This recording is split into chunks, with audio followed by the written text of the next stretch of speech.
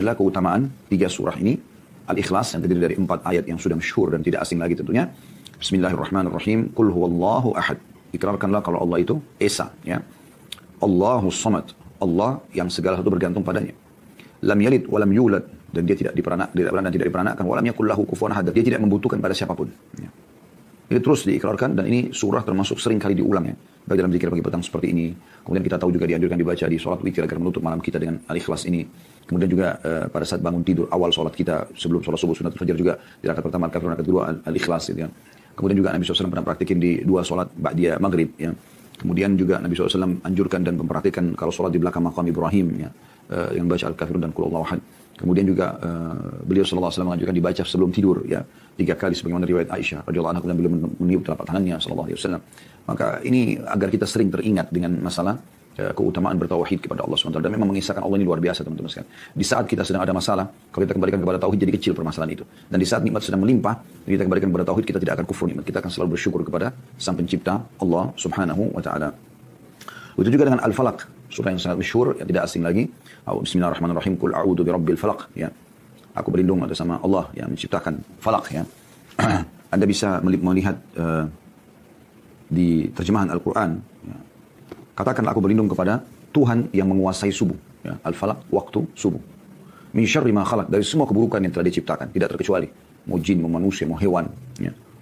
Wa min syarri ghasiqin idza waqab, dan dari keburukan malam pada saat datang. Karena biasanya malam orang kebanyakan berbuat dosa ya. Wa min syarri naffatsati fil 'uqad, dan dari tiupan nenek-nenek sihir di malam hari, karena biasa mereka meniupkan sihir di malam hari. Maka kita membacanya agar kita terlindungi. Wa min syarri hasidin idza hasad, dan dari keburukan iri dengkinya orang yang tidak suka atau orang yang iri dan dengki ya. Dan ini dianjurkan dibaca 3 kali juga sebagaimana Al-Ikhlas dibaca 3 kali di pagi hari dan sore hari ya. Ini mirip juga dibaca pada saat mau tidur ya, dibaca juga 3 kali.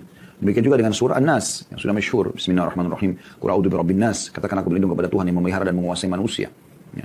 Jadi sejahat apapun manusia depan mata kita, kalau kita baca ini, kita menyadari kalau dia punya Tuhan yang bisa mengontrol dia, ya, yang bisa memberhentikan dia dari keburukannya.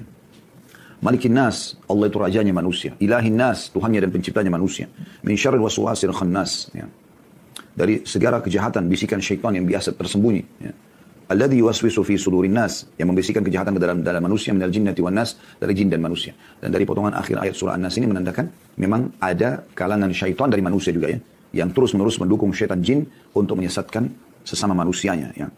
Nah, ketiga surah ini teman-teman sekalian dianjurkan dibaca di pagi hari 3 kali dan di sore hari 3 kali. Dan keutamaannya luar biasa. Ini kalimat ringkas dan sudah cukup menjawab semuanya. Yaitu takfika min kulli syai', akan mencukupimu dari segala sesuatu. Ya, bisa bermakna kalau hal yang positif artinya akan diberikan kepadamu segala kebutuhanmu, rezekimu akan terpenuhi. Ya. Dari keburukan engkau akan diselamatkan dari segala macam mara bahaya. Ya. Itu luar biasa dengan membaca surah ini masing-masing 3 kali pagi dan 3 kali sore. Ini tidak sulit, mudah sekali untuk membacanya.